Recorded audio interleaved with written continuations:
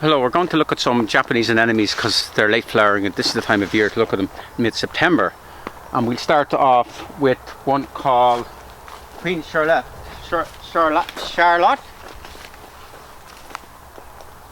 And it's a very double one. Double means lots of extra petals. Unfortunately, it tends to fall over a bit. Now it's quite very dry here because of the black pine, which keeps it tighter than normal, but if that's grown in very rich soil, it will fall over a lot. So Queen Charlotte would not be one of my favourites. It will be better in very dry soil because it will keep it tight and less likely to flop. We look at a much better one here.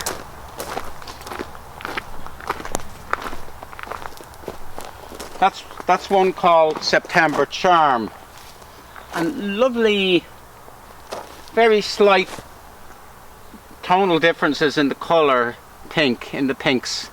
It's beautiful, gives it an extra dimension. Now we have this very nice, I'm very fond of this tree. It's a sycamore. It's the purple sycamore, form of the ordinary sycamore. Great tree, really great tree. But it does suck a lot of water out. But the anemone, it took a long time to get moving, but anemones will take that. So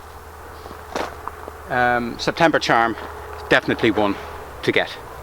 And we look at my favourite one over here, the white one.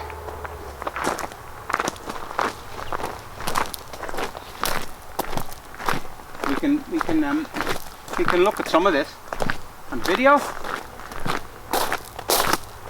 because we have our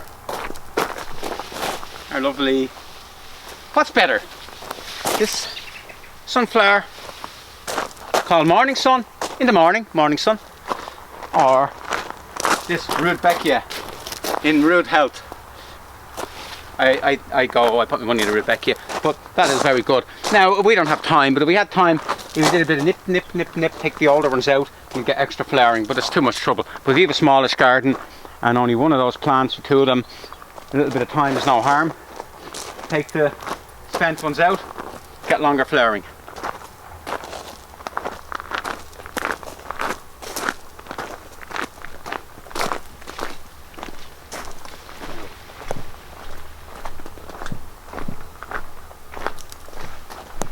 We're going to look at the last one.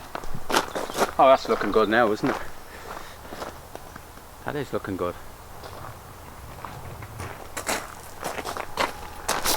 And look at that geranium, it's gone mad. It's coming through the rows, look how high up it's gone.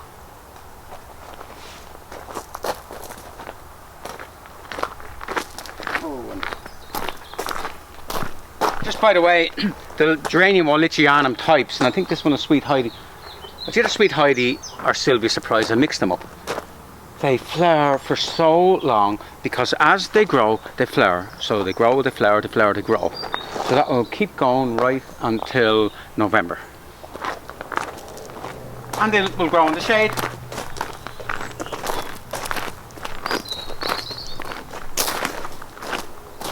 Well, here we are. This is my favourite one. It's leaning a little bit because of the big poplar tree above it.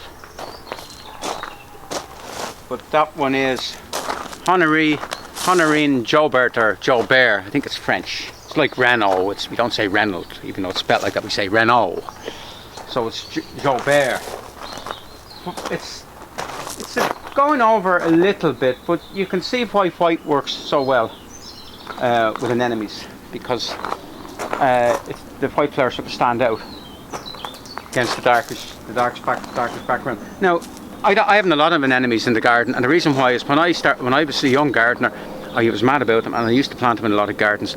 Problem is, particularly on light, well-drained soil, they can just take over. And I've had them in gardens that we basically have nearly given up trying to remove them. They can be a terrible nuisance in the wrong place. Now you see where I have it here, can't give any trouble here because of the path, and you've got big stuff here, and we've got bamboo there, and it's contained, but I would not put that into a gentle, delicate herbaceous border with lots of gentle, delicate plants, because it will take over. So that's one thing to remember. It is a nice friend, and an enemy is a good friend, but a bad enemy. An enemy.